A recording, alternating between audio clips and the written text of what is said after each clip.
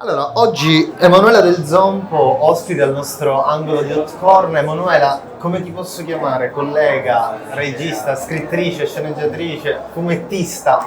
Ma io sono un amante dell'arte a 360 gradi, l'ho detto già ieri a un altro collega, cioè non è solo il cinema, è l'arte, il linguaggio cinematografico, il linguaggio del fumetto e anche il linguaggio della musica, perché io per 3-4 anni ho fatto anche parte di un coro gospel, perché per me anche attraverso la musica si mandano dei messaggi, quindi per me l'arte a 360 gradi, quindi cioè definirmi un regista, o sceneggiatrice, attrice. Diciamo un'etichetta singola non fa. No, sono un artista a 360 gradi. Mentre stai facendo altri progetti, possiamo dire così. Sì. Però volevo parlare in particolar modo, mi accennavi, molto interessante questa, diciamo, avventura dei fumetti, dei cortometraggi che prendono spunto dai fumetti che tu stessa ho realizzato e che a presto saranno disponibili su Replay. Allora ti volevo chiedere appunto di parlarne. Allora, i fumetti appunto cercavo un linguaggio per arrivare ai giovani, come ti ho detto prima, per comunicare un messaggio, perché poi ho trattato la tematica della violenza contro la donna, ma ho trattato anche la tematica della disabilità. Quindi, diciamo, per me era efficace parlare del fenomeno per prevenire, con poche parole e molte immagini, appunto per far rimanere impresso quello che io volevo dire. I fumetti sono già disponibili su Amazon.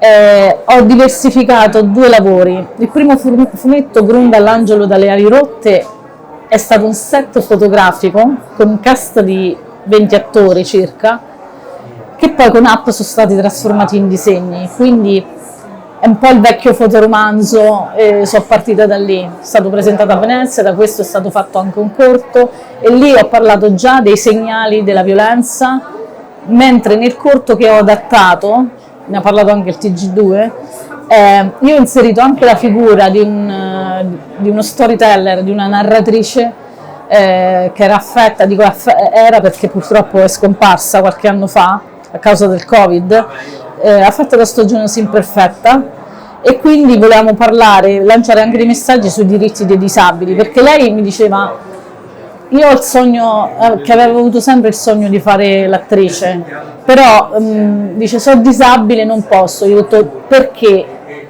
deve essere una limitazione la disabilità nell'arte, nel poter raccontare anche attraverso un artista che non è normodotata, diciamo, dei messaggi. Certo, non è che poi fa mennetti, metti a correre perché stai sulla sedia a rotelle, però non è che la disabilità è una limitazione. E ho sempre detto la disabilità per me è un punto di forza, cioè almeno parlando con lei, con altre persone, io ho incontrato delle persone veramente speciali nel mondo della disabilità.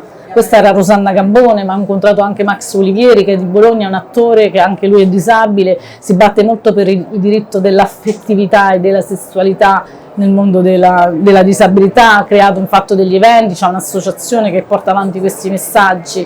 Quindi e una volta io ho chiesto a queste persone: ma secondo te che cos'è la disabilità? Dice: la disabilità non è nel fatto in quanto tu sei malato, vabbè, si vede insomma che sta nella burocrazia, tante volte ha detto che ci rende più disabili di quelli che siamo, nelle difficoltà, diciamo, che si incontrano a livello di leggi, di istituzioni, di tante cose, cioè, quindi questo era il messaggio, che il disabile nel mondo della società può essere un valore aggiunto e non un qualcosa di meno.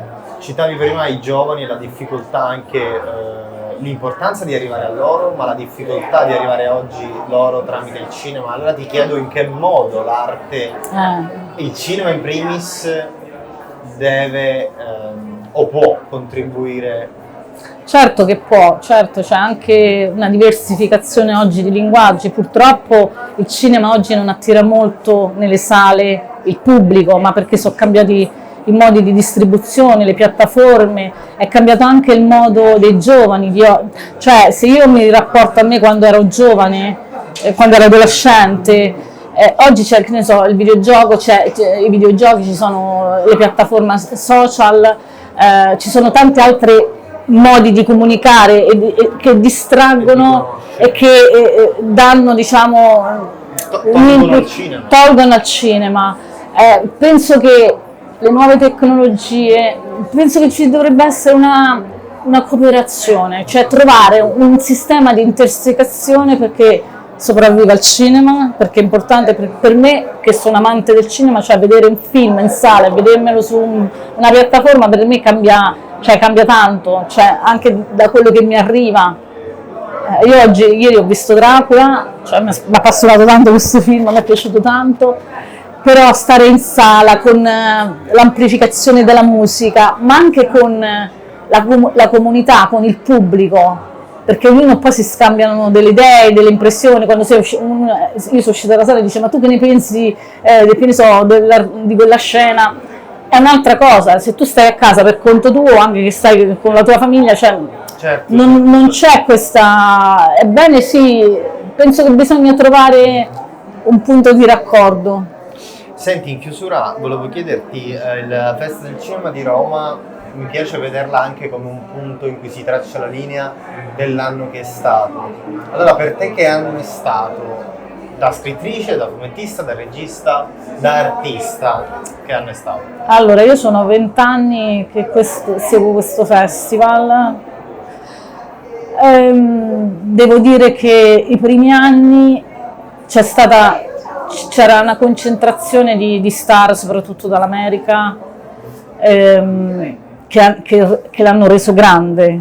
Cioè, negli anni si è un po' persa, diciamo, questa identità, ancora anche loro, festival, penso che ci siano delle cose positive ma anche delle cose negative. Penso che bisognerebbe fare dei cambiamenti, però non voglio entrare in polemica.